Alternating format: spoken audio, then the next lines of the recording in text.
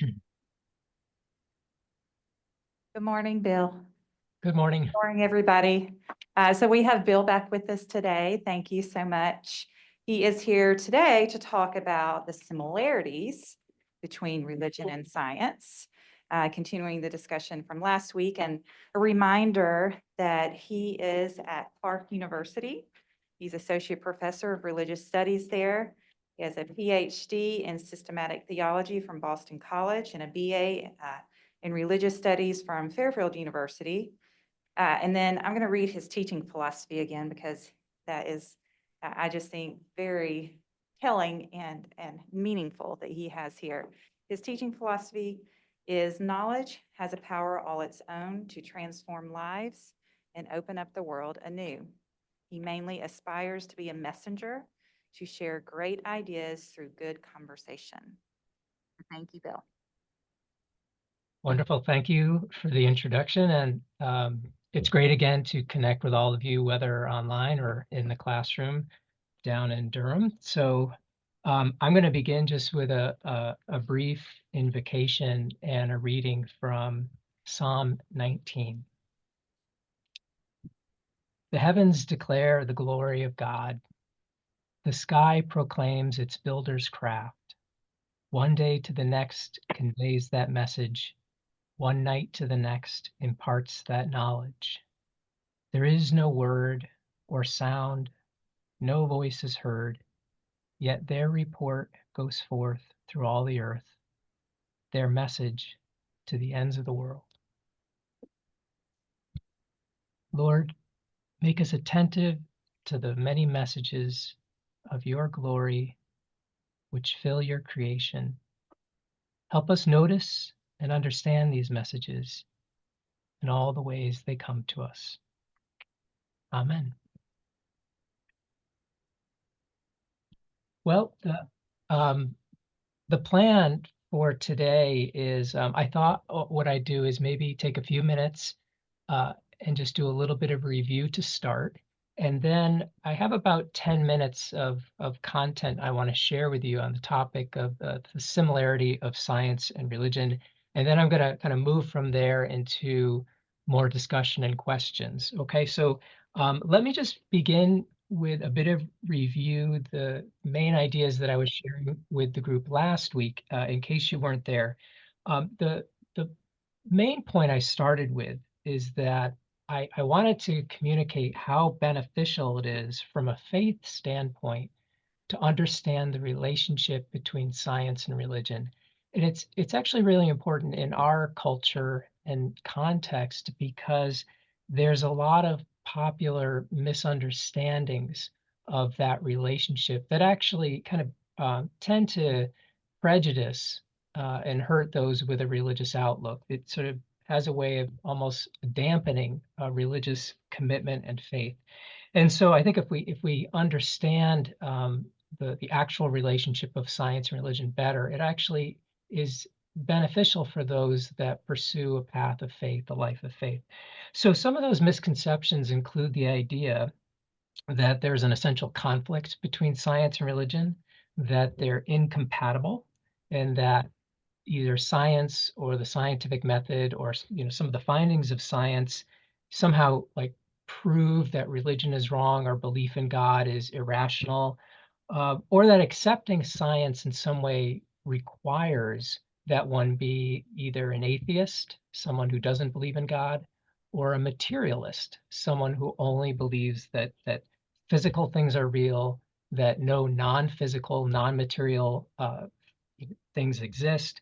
Therefore, there can not be a God or any kind of spiritual reality, and that things are here only because of just randomness. Okay, so these ideas are very common in our culture and society, and I think they're in many ways they're like barnacles that have become attached to the ship of science. They're not science itself. They're not viewpoints that you could ever prove through any kind of experiment. You can't verify them through science, but like barnacles attached to the ship, they kind of go along for the ride. And in many ways, they're on the ship because there's a very influential group of atheists, agnostics, skeptics who have really strongly advocated for many decades that there's an inherent connection between science and their specific philosophical outlook. Okay, so they've made that point repeatedly. And the main thing I was trying to tell you last time is that there's mainly a distinction between science itself and the viewpoints of atheism or materialism. And I'm not trying to directly criticize atheism or materialism. I have good friends that have those kind of views. That's not my point here. My point is simply is that those views are not science, right? And you might remember the image I gave you last time of a dog on a leash. Science is like a dog on a leash. It's bounded. It's limited in what it talks about and what it investigates, and it investigates simply the natural physical universe. That is what it explores. Okay, it does not go beyond that leash, because any topic uh, of a non-physical kind, science can't even get its fingers around it. There's no physical data for which to explore things like morality, right? The sense of good or bad. I mean, what's the color of goodness or of virtue? What is the weight of evil? Science deals with the physical. Also, mental phenomenon. Thoughts, dreams, emotions, that sense of self we all have. Mind or consciousness is beyond where the dog of science can even get to in thinking about things. Uh, Science just sticks with the physical. And if you just consider that limitation, you can see that science does not talk about and cannot talk about the idea of a God. The idea of a God or a higher power, uh, as we typically think of it, is of, by definition, some kind of supernatural, more than physical reality.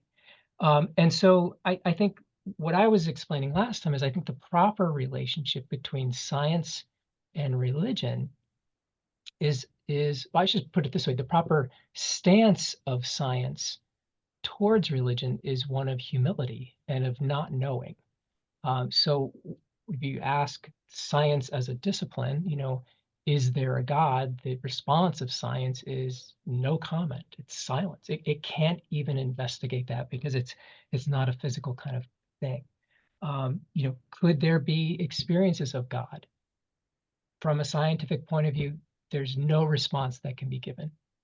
Silence. Could a God speak to people? Could people have contact with God in any way? Science has no comment on that. So I think the fundamental relationship is one of humility.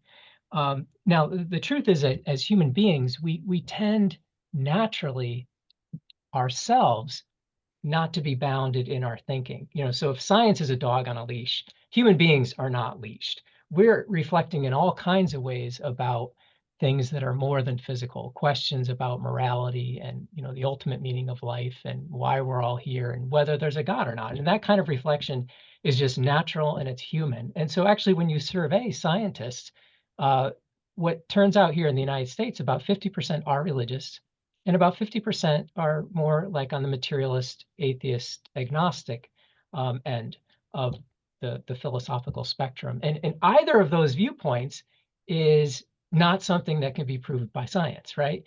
You can't prove either that there's a God through science or that there's not a God. And so, again, even if science is like the dog on the leash, we humans go way beyond that leash because we're always thinking on a deeper level about things. It's just natural for us to think in a way that maybe we can describe as metaphysical, beyond the physical. That's just human, that's just normal.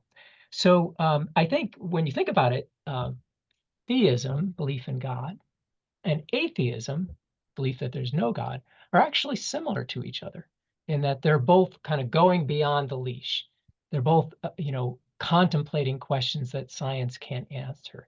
Whether there's something, large, some higher being out there beyond the physical, or the claim that there isn't, right? That also is metaphysical. That kind of goes beyond what science can talk about. So, I think just sorting all that out, like I was trying to do last time, I think when you know the limits of science and you know that it just focuses on the physical, that is actually, I think, very encouraging or reassuring for people in our society with a religious background that have heard all these messages that in some way prejudice a religious outlook. The truth is, science is no threat to religious belief, and it really can be reassuring just to know that science, the study of the natural world, can fit quite harmoniously with a faith of any kind. Certainly, it fits harmoniously with atheism too, right? There's no conflict there. There's no conflict between science and atheism. There's no conflict between science and religion. Either one can fit together well. And so, but again, from the religious point of view, it can kind of take the weight off someone's shoulders and realize, oh no, I can love the natural world and enjoy science and at the same time have a metaphysical reflection, a belief in a God or a higher power. So anyway, that's my summary of what we were talking about last time. And I hope you could see that the benefit from a religious point of view is there. But to switch to my topic for today, it's also beneficial to notice a similarity between science and religion. And the similarity is that both science and religion take us beyond the immediate world of our senses. Okay? Science takes us beyond the immediate world of our senses. Now, we know that's true with religion, right? Like if you're religious, you have a belief in a God you can't see, or maybe an afterlife or the ultimate meaning of life. That's what religions, very clearly involve. But science actually involves that as well.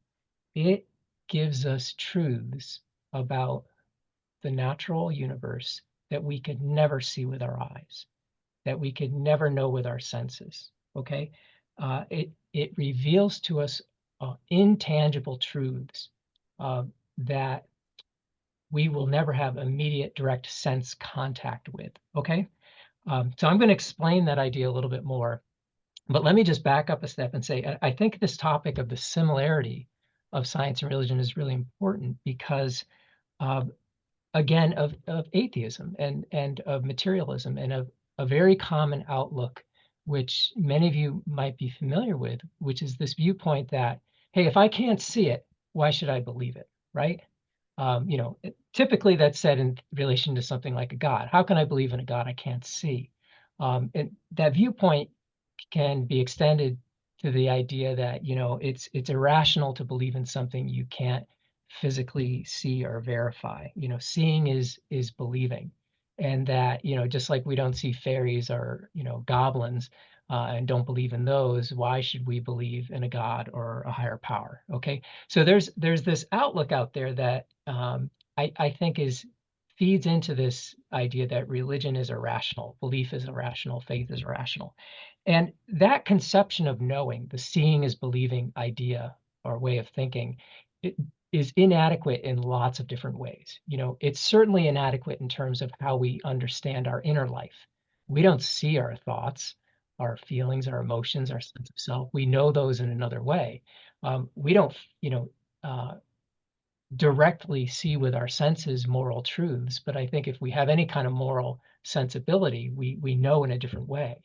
And so that way of understanding human knowing is inadequate for lots of reasons, but it's also inadequate for understanding science. Science is not just seeing; it's not just taking a look at things, whether through a telescope or microscope or with our eyes. Science actually understands uh, the natural world in a way that goes beyond simply taking a look, simply seeing. Okay, and when we understand that science shows us parts of the physical world that we would never know just with our eyes, then a religious idea that what believing in something you can never see actually becomes maybe not so strange, especially to the skeptic out there. Okay, because what science really insists upon is that we do know things beyond what we can see. We must believe in things that we can't see. We need to. So to help us understand this a little better, I'm going to extend my dog on a leash analogy a little bit more from last time. And I want you to just picture in your mind an island, okay? And the dog now is leashed on an island. It's a perfectly circular island, okay? And so the dog can go all the way up to where the island meets the water, okay? And the point of this analogy is if you think about the two parts of an island, there's the part above the water, and then there's the part below the water. And I think what science does is it gives us insight into the physical, the natural world in two different ways. One way is through our senses, and the other way is through our understanding. Okay. Uh, Two different kinds of insights about the natural world. Okay, so let me share my screen here, and I'm going to show you a picture that I hope will illustrate this a little bit better. Okay, so I'll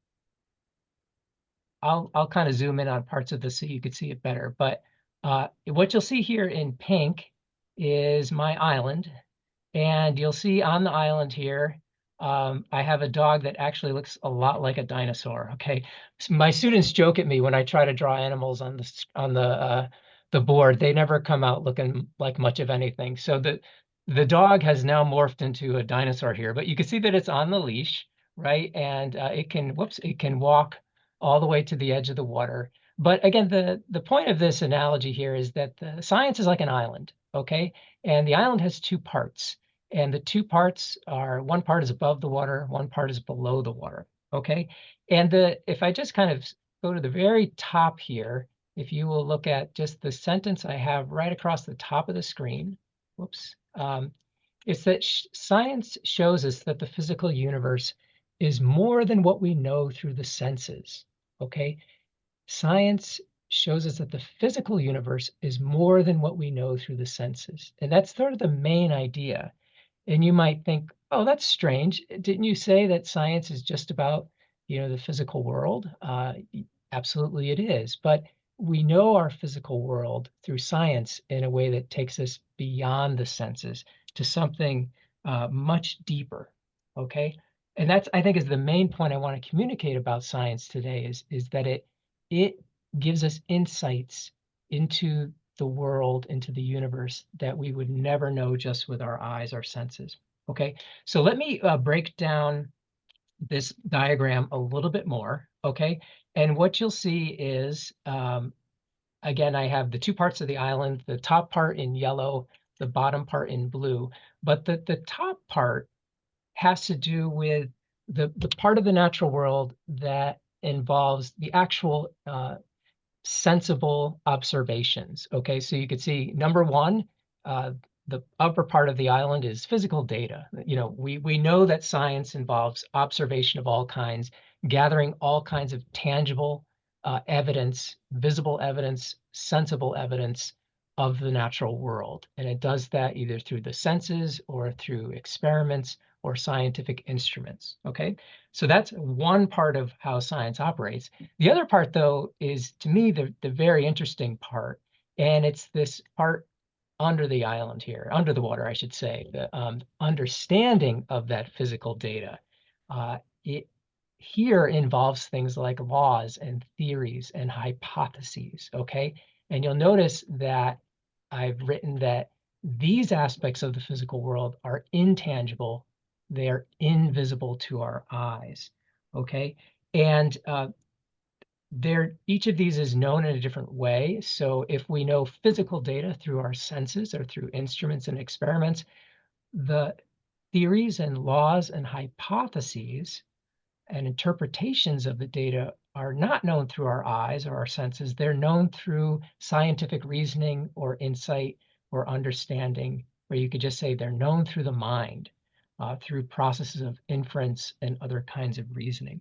Okay, and I think what I want to point out to you is that number two here, this way of scientific knowing, uh, has a very interesting similarity to religious knowing. Okay, uh, the deeper truths of science that involve understanding of physical data actually put us in touch with a much more subtle, more hidden layer of the physical world. Again, when we open our eyes and see the natural world, we're like just seeing the top of the island above the water. We don't see with our eyes the depth of the physical world. But science, through its methods, gives us a much bigger picture of the natural universe. Okay, and again, that's important because of the similarity I'm going to point out to you with religion. So I think it'd be helpful at this point to have some examples. And so let's just start with the example of a rainbow. Okay. All right. I'll have you think back now to any time in your past when you may have learned about the science that forms a rainbow. Okay. And obviously, we see the rainbows with our eyes, and they're beautiful to behold, and humans for thousands and thousands of years have seen rainbows, but it's only with modern science that we've gotten a real understanding of how rainbows form. Okay, so I want to just throw my first question out to the group and ask you, based on what you might know in your past, how are rainbows formed? Prismatic on the moisture here. Yeah, yeah, go ahead. Could you say a little more? It's prismatic. It's about the moisture. Yeah, about the moisture.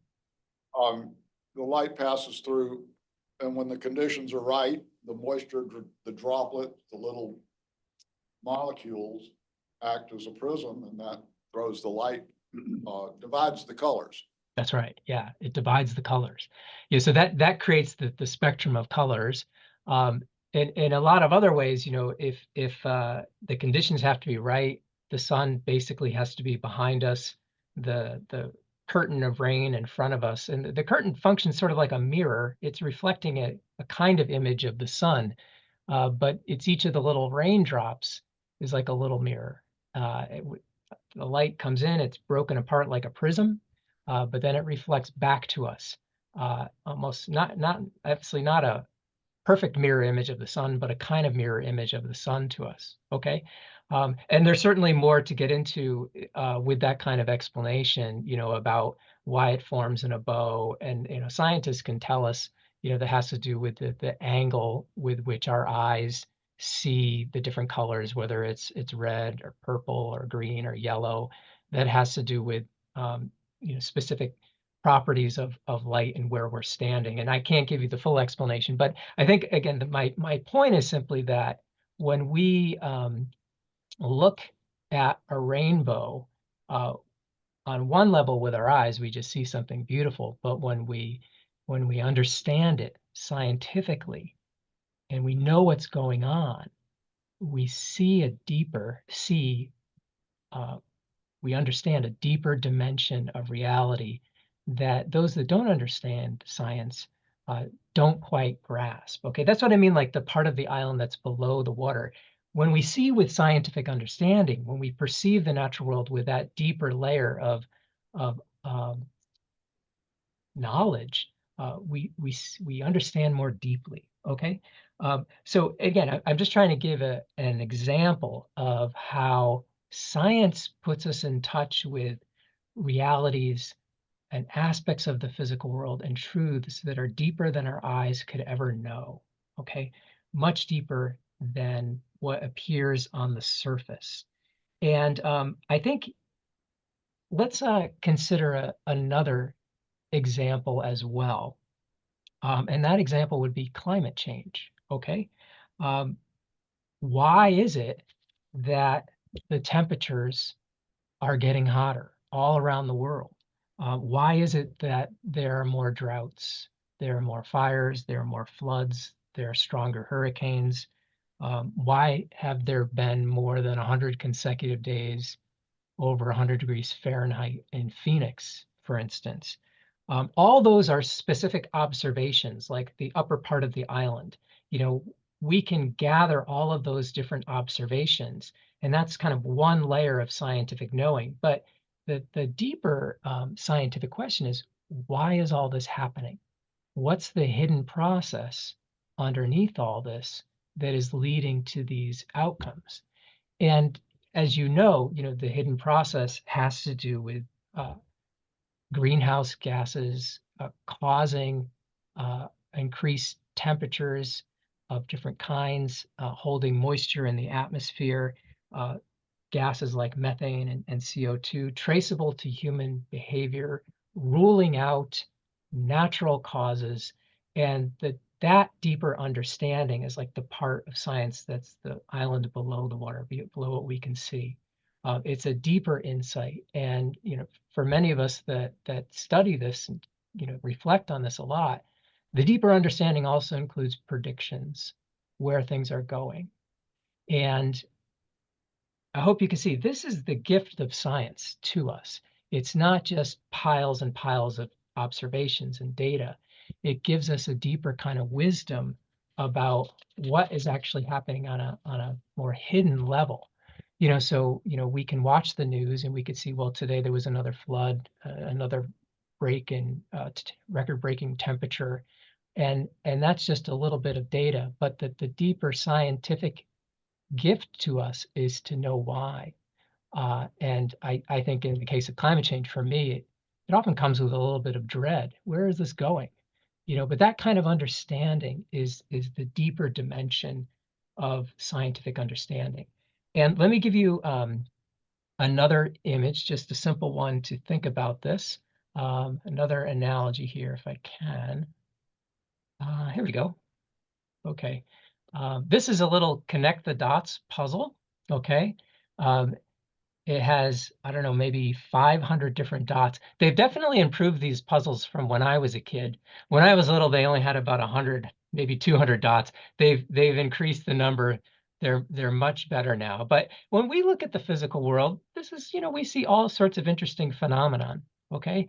But in many ways, there's hidden things going on that in a, connect the dots puzzle, we would only see through a process of really following from one to the other and then seeing what it is. So this you can see is a toucan. This is actually the hidden pattern here that is deeper than just what we would see initially by looking at this. Okay, so this is another kind of analogy of what science does. It takes us from one level of understanding on a sense level to a deeper level, which is more profound, is kind of the more pronounced, more significant, I should say, dimensions of understanding the physical world. And again, I'm making the same point here with my two parts of the island, the part above, the part below the water here.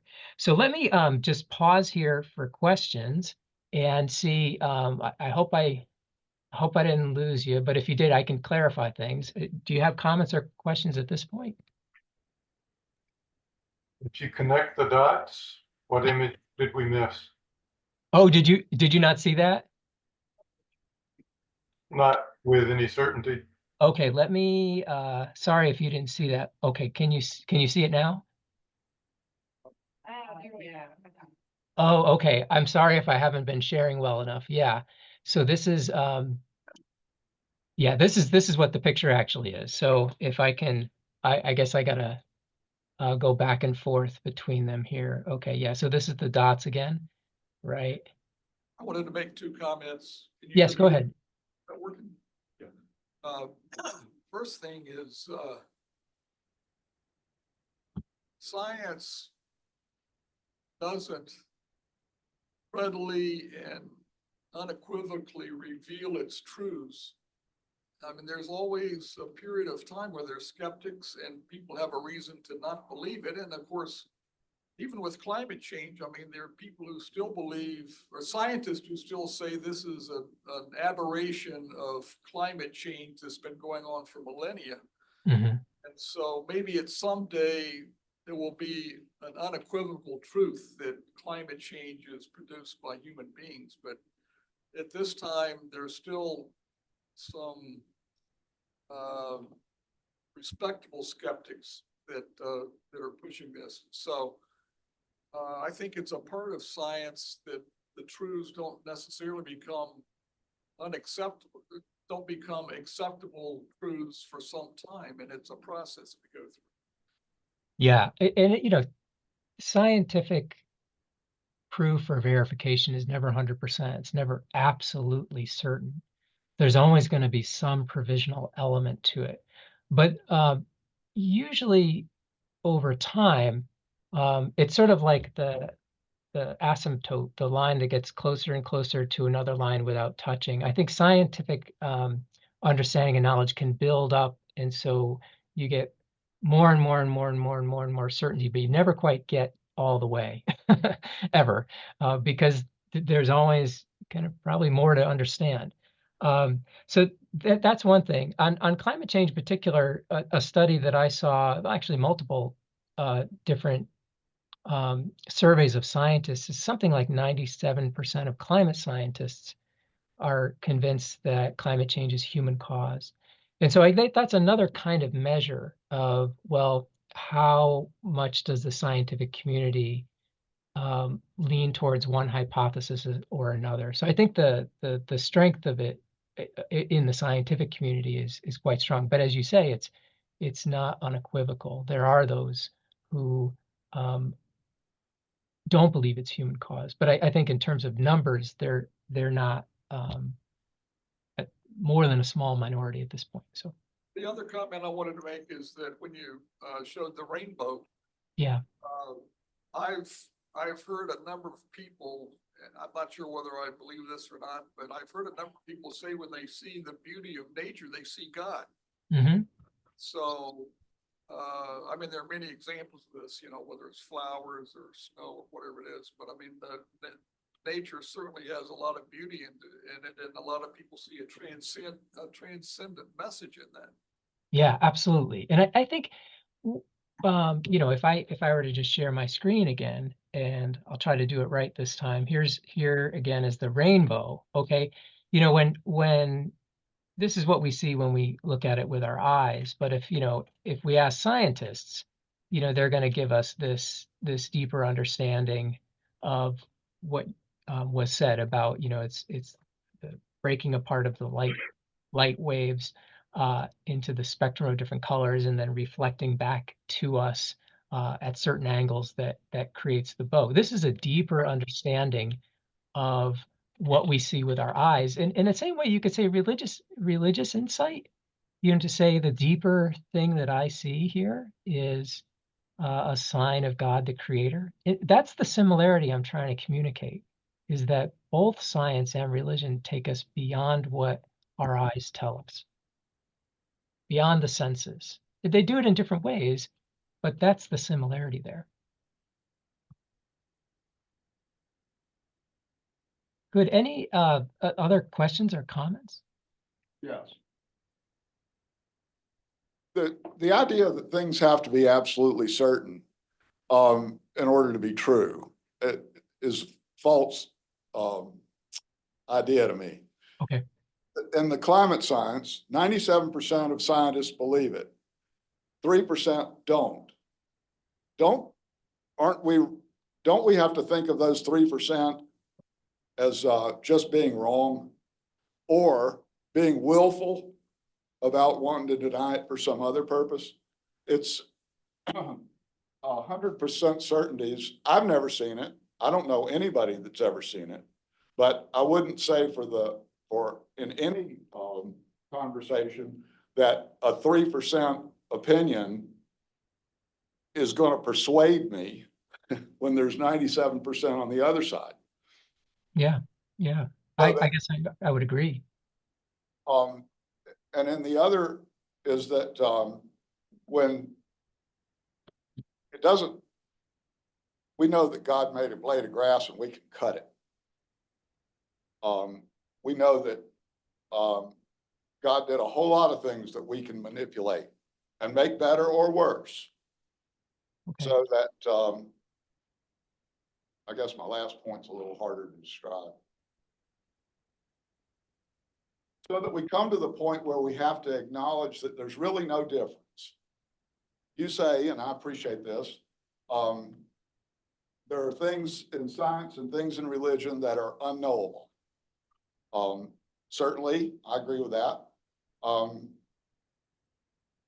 at some point, we have to find an element of faith, whether it's in science or in religion. Mhm. And when I think about that, I always go back to a quote in a movie from Bob Duvall, who tells the little kid, sometimes the most important things to believe are the things that you cannot see or prove. Right, right, right. Okay. Let me just comment on word you use. You said, I'm not quite saying that there are things in science and things in religion that are unknowable. What I want to communicate is that there are things in science and things in religion that are invisible or intangible, that are beyond our eyes. Okay, so again, this is the part in blue. If science represents of this full island, it's science is so interesting because it gives us, I think, knowledge, actual knowledge of what is beyond our senses, beyond what we simply observe with our eyes. And I think we understand that religion does that as well. You know, like, so we do see the flower, we see the rainbow, and we could see this as maybe these are the works of a creator, right? We can have that kind of faith, that deeper insight. Um, and I think to your point about faith, I think there's faith involved in both science and in religion, right? And the faith is because, let me put this back up again. In both processes, what's going on is something like this. Our experience is like this, the connect the dots, and we ourselves have to connect the dots, right? We have to make sense of our experience. So what scientists do is they connect the dots through their reasoning processes and other processes of inference and testing theories and so on like that. And they eventually, you know, will get us to, well, this is what the picture is, you know, the deeper picture of the natural world. I think we do the same thing in our religious lives as well. So let me just throw this question out to everybody. You know, think about faith. You know, I'm assuming in this group, we're people of faith. We believe in a God. Like, what are the ways that we've come to have that certainty that there is a God that is with us, that looks out for us, that cares for us? What comes to your mind when you think of what is that based upon, or what are the many um, bits of I don't know, reasoning or evidence that come to your mind? Well, one thing that I would say is, you know, throughout my life as a child and as a much older person now, that much of my faith is just what I see in the role model and the example of other great people of faith that either I've met, and you know, it's kind of a handful, but you remember those people. They just exude um, you know, holiness and goodness, and or people that I have known who had great faith themselves. Mm-hmm. And that to me uh, is very compelling, to say the least, if not hard evidence. Yeah, thank you. I couldn't agree more. What else comes to your mind?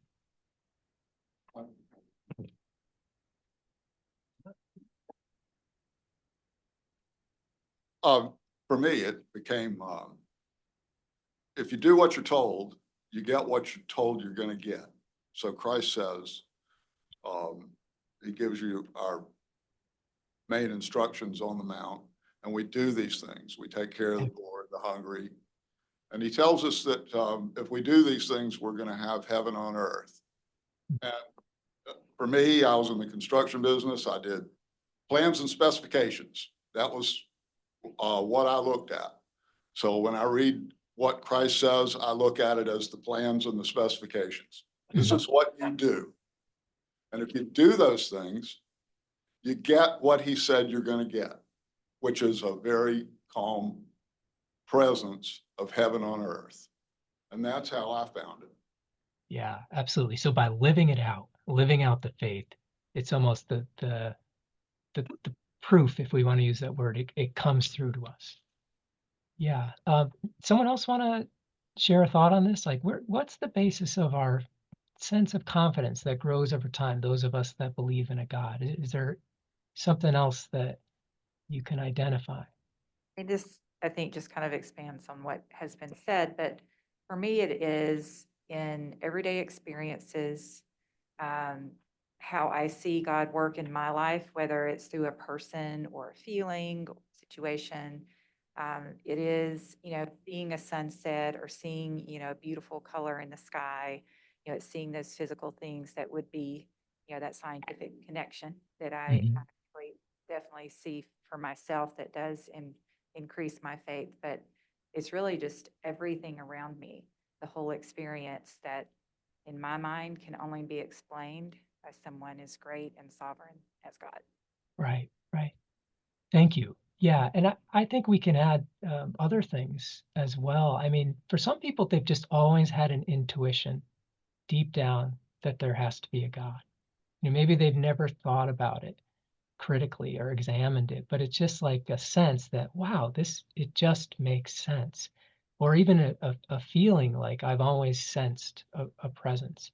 I'm a Catholic, and so of course we have a pretty pronounced mystical tradition as well. That it's possible to cultivate an encounter with God, and there's the entire mystical tradition of prayer, meditation of different kinds, where one can, seek. And it's like, in the letter of James, draw near to me and I will draw near to you.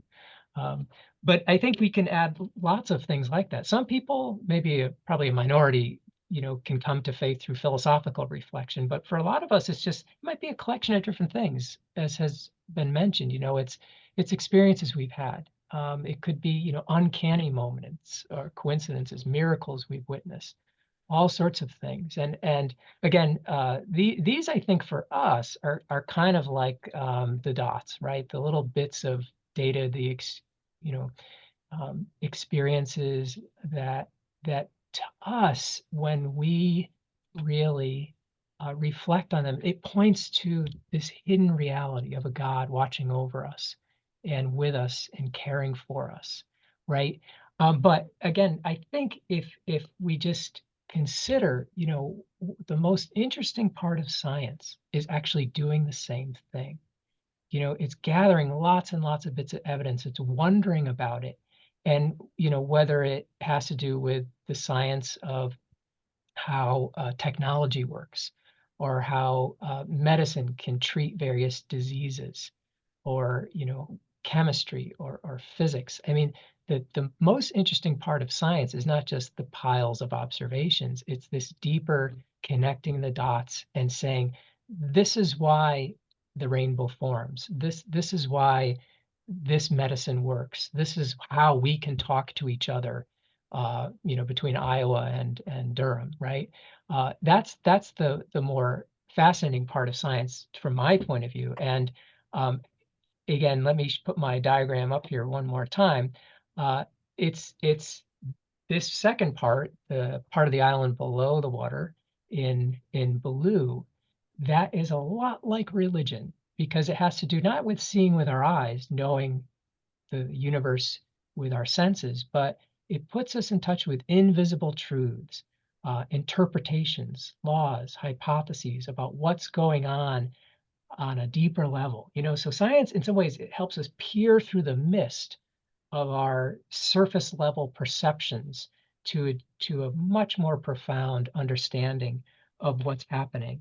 And if you consider that this is very similar to the process of knowing God, of I should say that, the cognitive or reasoning process by which science peers deeper is very similar to the process by which religion peers deeper.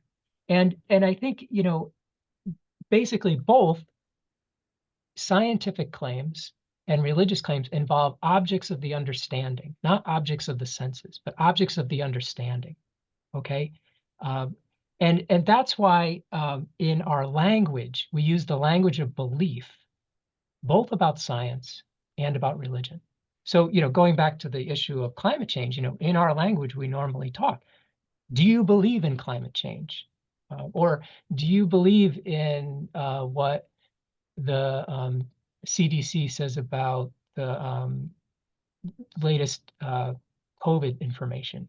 Or do we believe in evolution? I mean, the language is the same, whether we're talking about the scientific objects or whether we're talking about objects of faith. Do you believe in God? Do you believe in an afterlife? Okay. And the reason why we talk about belief in both areas is because these are objects not of sight, but of understanding, objects of the say objects of possible deeper truths beyond our senses. Okay. So anyway, I mean, I think that's really the main idea I wanted to share with you, the main similarity between science and religion. And I think, you don't really hear anything like this in our culture, because our culture, when it talks about these two things, tends to oppose them and see them as different. And in some helpful ways and some not so helpful ways. And as I was sharing with you, I really do think there's a difference between science and religion. The big one is the idea that, science investigates the physical world. Okay. Religion tends not to. It tends to talk about the supernatural, the God, ultimate purpose and meaning. That's the difference. But the similarity is fascinating to consider, that both involve belief in things we can't see. And I think if our culture talked about that more, it would, for those of us that sometimes feel criticized for being religious, we can say, well, believing in things that you can't see is quite normal. It's what you see in science, actually. So anyway, that's my main point. I think we got about 10 minutes or so left, and I think we could just leave it open more to more comments and discussion. Okay.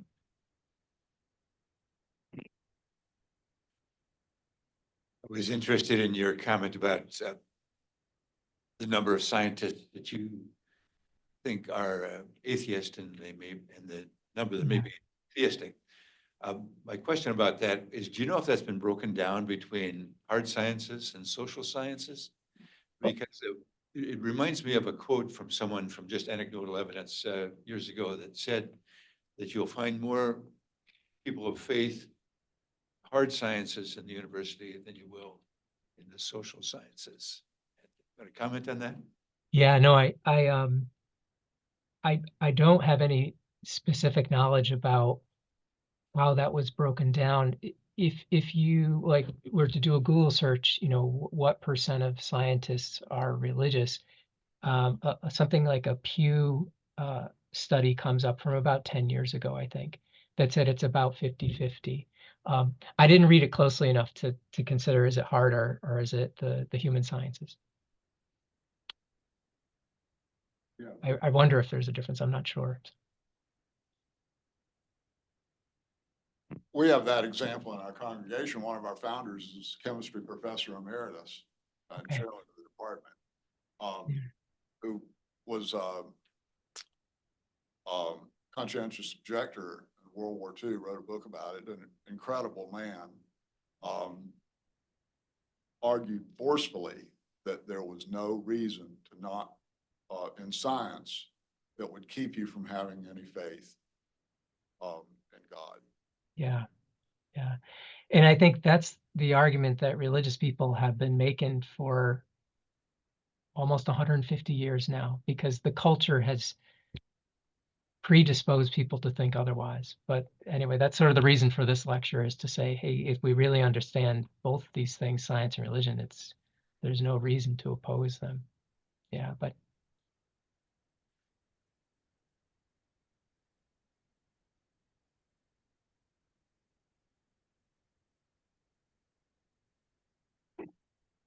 other comments you got or questions?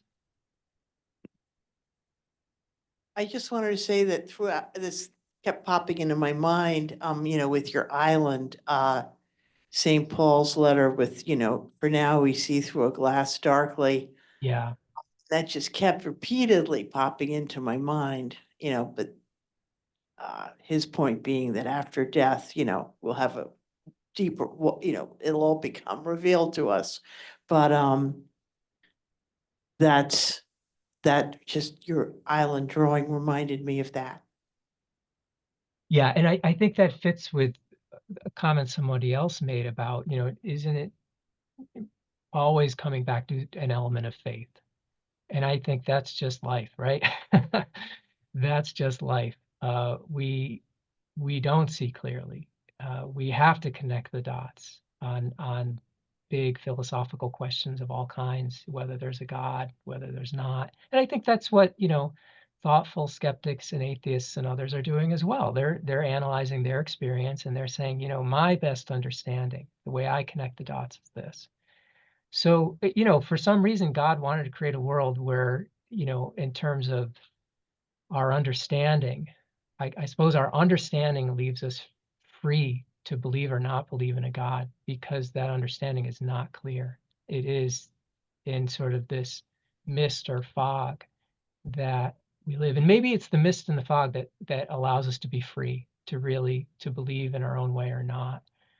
That's a great question, is to wonder, why would God want to have made our situation to be one where things are not clear, not obvious about there being a God? And there's some interesting writers that have thought about that. Wonderful author, philosopher at Loyola University Chicago, Paul Moser, has written a few books about that.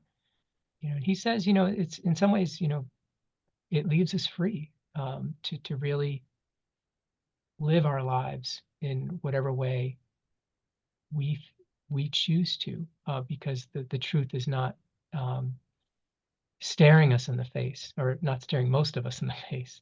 But again, I think going back to my main point, science is like that too. It's got that similar structure. We look at the physical world through a glass darkly. We don't really see in an obvious, simple way what's going on. But scientists probe deeper. And another interesting point with the history of science and religion, I was mentioning last time that for hundreds and hundreds of years, the study of the natural world, science was allied with religion and Christian faith in the Western world in a way that ended in the 19th century. And the natural world was always seen as God's other book that God wrote. And by studying the natural world, understanding it better, we come to a better understanding of God.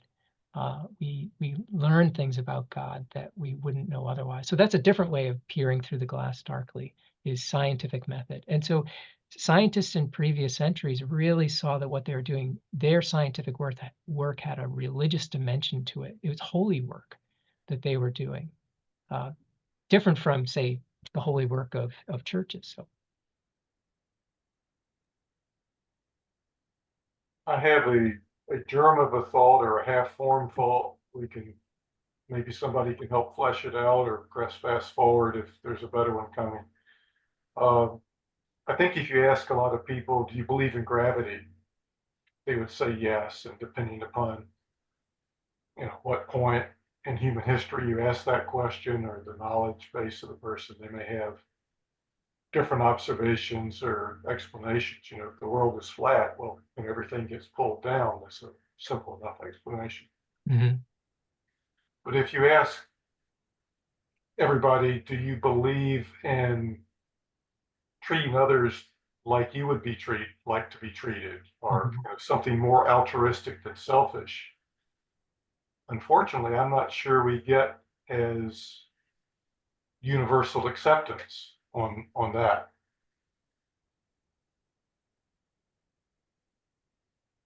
Yeah, moral knowledge, it fits into the same puzzle about uh, religious knowledge, and even scientific knowledge. I think, the point I'm trying to make is that it's a process to get to these deeper truths, that they're not just, staring at us on the surface of things, and that we have to work at them. Um, I come from the Catholic tradition. It has a sense that, we humans have a basic goodness. There is some kind of moral compass within us, although how many of us listen to it?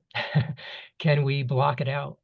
And our culture, of course, is always influencing us in terms of shaping us in different ways. So Yeah, I think it's a similar process that we have to get to get to these different truths. So thank you.